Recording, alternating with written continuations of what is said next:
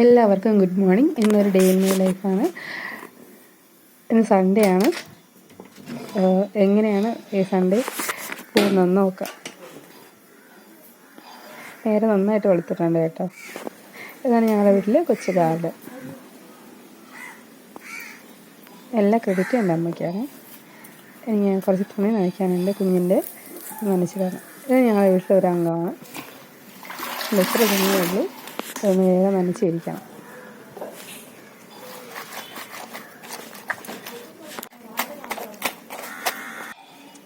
ഇപ്പോൾ നനച്ച് വെച്ചിട്ടുണ്ട്, പക്ഷേ ചെറിയൊരു മഴക്കോളുണ്ട്. അത് നോക്കിയിട്ട് നമുക്ക് ഇരിക്കാം.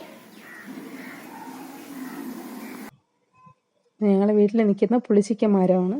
ഇതിൽ ഒരുപാട് കായ്ക്കും. ആ ടൈമിൽ ഞങ്ങൾ അച്ചാറിടും, മീനിലൊക്കെ ഇടും. പിന്നെ എൻ്റെ അമ്മ ഉണക്കി അച്ചാറിടാറുണ്ട്. ഇന്നത്തെ ബ്രേക്ക്ഫാസ്റ്റാണ് ചപ്പാത്തി, കടലക്കറി. 2 കൂട്ടം കടലയാണ്.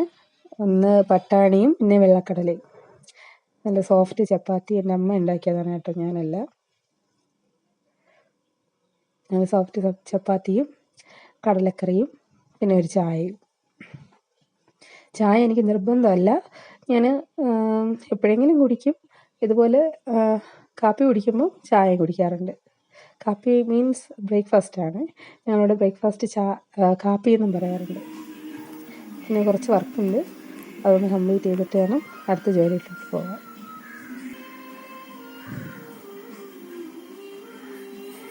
മോനെ കുളിപ്പിച്ചു.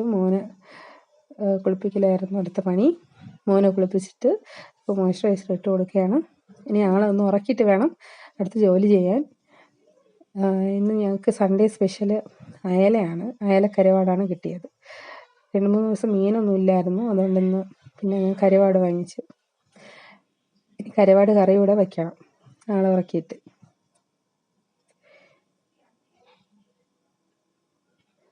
ആളിപ്പോൾ ഉറങ്ങിയിട്ടുണ്ട്.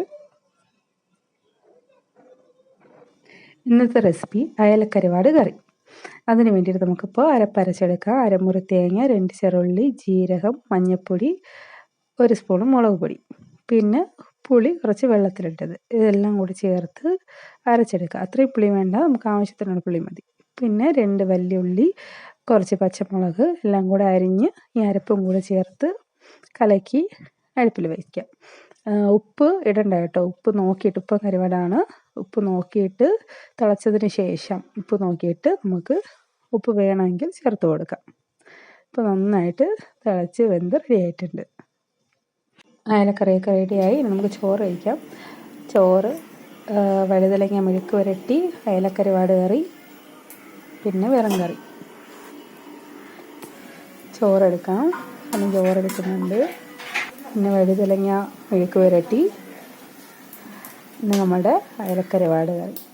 എനിക്കെപ്പോഴും ചോറിൻ്റെ കൂടെ ഇച്ചിരി മീൻ കറി അല്ലെങ്കിൽ അയലക്കരുവാട് കറി എന്തെങ്കിലും ഇങ്ങനെ ഒഴിച്ച്, പിന്നെ കറി കൂടെ ഒഴിച്ച് കഴിക്കുന്നതാണ് ഇഷ്ടം. വെറും കറി ഒഴിച്ച് ഇത് നമുക്കൊരു പിടി കഴിക്കാം.